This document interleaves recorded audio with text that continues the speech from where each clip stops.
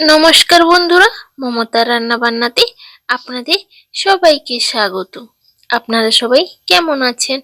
আশা করি ভালো আছেন। আজকে যে চিকেনের রেসিপিটা বানিয়ে দেখাবো, এটি খুবই স্বাস্থ্যকর। আর যারা ওয়েট লস করতে চান, চিকেনকে এইভাবে বানিয়ে খেতে পারেন। 1% ফ্যাট হবে না, কোনো রকম তেল ছাড়া বা তেল দিলেও সামান্য তেল দিয়ে বানিয়ে দেখাবো। এটি খেতে এত সুস্বাদু হয় কি বলবো, একবার বানিয়ে না খেলে বুঝতেই পারবেন না। এটি যে কোনো চিকেন রেসিপিকে হার মানিয়ে দেবে, এতটা সুস্বাদু হয়।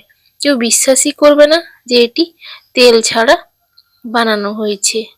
তো রেসিপিটি শুরু করার আগে যারা যারা আমার চ্যানেলে নতুন আছো তারা অবশ্যই চ্যানেলটিকে সাবস্ক্রাইব করে নিও। তো চলো শুরু করা যাক। তো প্রথমেই আমি যে পাত্রে চিকেনের রেসিপিটি রান্না করব, ওই পাত্রেই আমি চিকেনটিকে নিয়ে নিয়েছি। একেবারে দেখুন, এটি কড়াইয়ে আমি 1 কেজি পরিমাণ চিকেন নিয়ে নিয়েছি, ধুয়ে পরিষ্কার করে ভালো করে।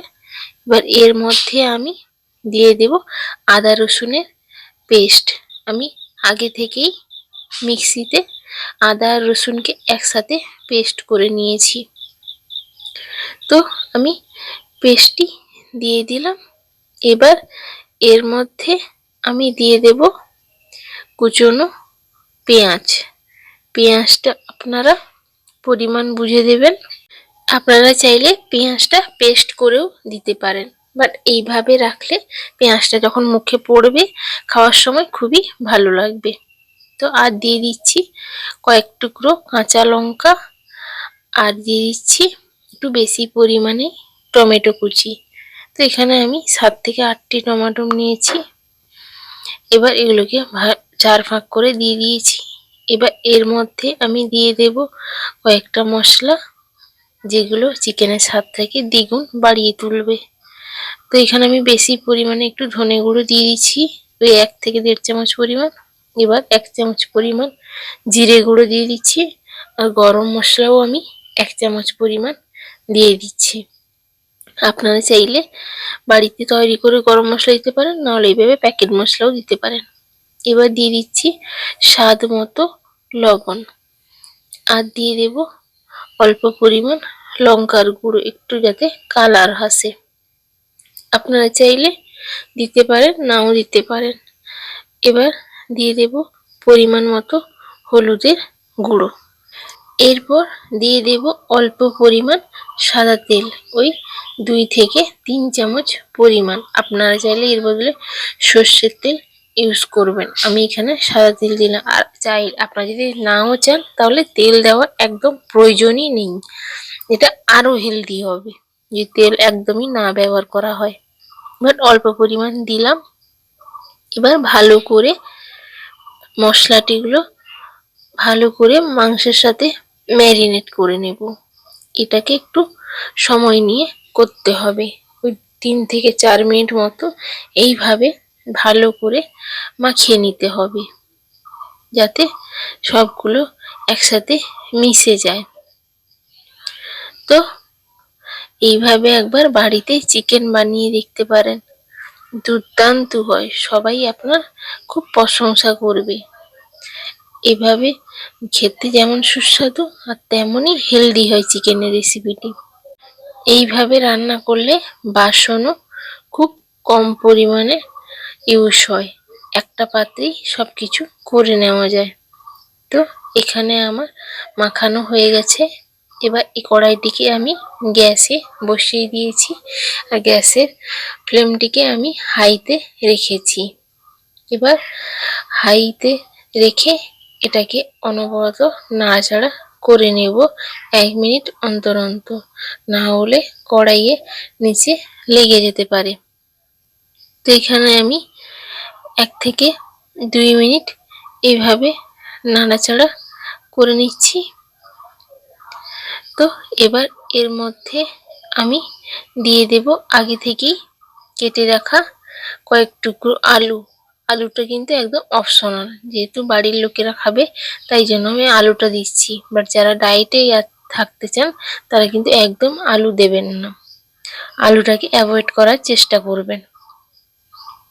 বাট বাড়ির অনেকে তো আলু খায়, যারা যারা ডায়েট করেন সবাই তো ডায়েট করে না। তো এইভাবে মাংস রান্না করে নেবেন। কেটে রাখা আলুগুলো দিয়ে দিলাম। এবার এগুলোকেও ভালোভাবে মিশিয়ে নেব। তো এইভাবে কিন্তু অনবরত নাড়াচাড়া করতে হবে যতক্ষণ না পেঁয়াজটা, টমেটো আর মশলাগুলো ভালো করে গলে না আসে আর নরম না হয়ে যায়। এইভাবে কিন্তু হাই ফ্লেমে রেখে নাড়াচাড়া করে নেব, কোনোভাবেই যেন নিচে লেগে না যায়। যেহেতু তেল কম দেওয়া আছে তার জন্য নিচে লেগে যাওয়ার সম্ভাবনাও একটু বেশি থাকবে।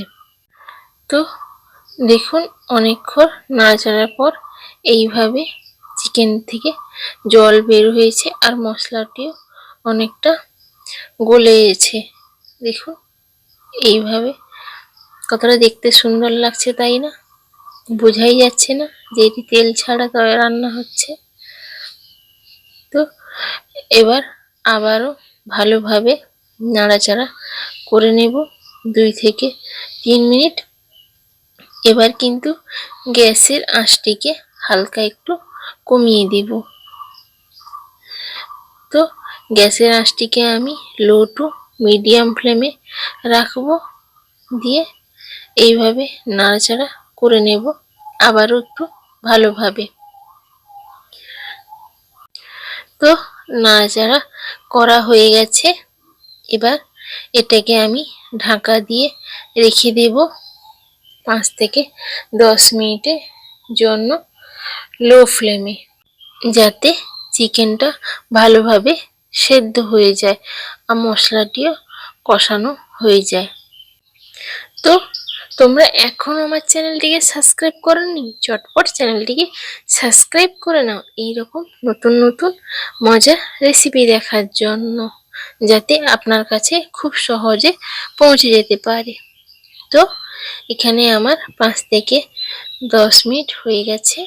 এবার ঢাকনাটি খুলে দেখাচ্ছি, দেখুন কতটা সুন্দর লাগছে দেখতে।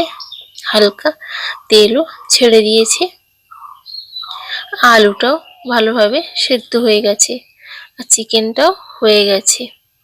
আমি কিন্তু এইভাবে রাখবো, কোনো রকম জল ইউজ করব না, আপনারা চাইলে জল ইউজ করতে পারেন। তো আমি গ্যাসটি এবার অফ করে দিচ্ছি। তো আমার চিকেনের রেসিপিটা একদম তৈরি হয়ে গেছে। তো কেমন লাগলো আজকের রেসিপিটি অবশ্যই কমেন্ট করে জানাতে ভুলবেন না। আর ভিডিওটি যদি ভালো লেগে থাকে একটি লাইক করে দেবেন আর চ্যানেলটিকে সাবস্ক্রাইব করতেও ভুলে যাবেন না। তো সবাই ভালো থাকবেন, সুস্থ থাকবেন। আজকের জন্য টাটা।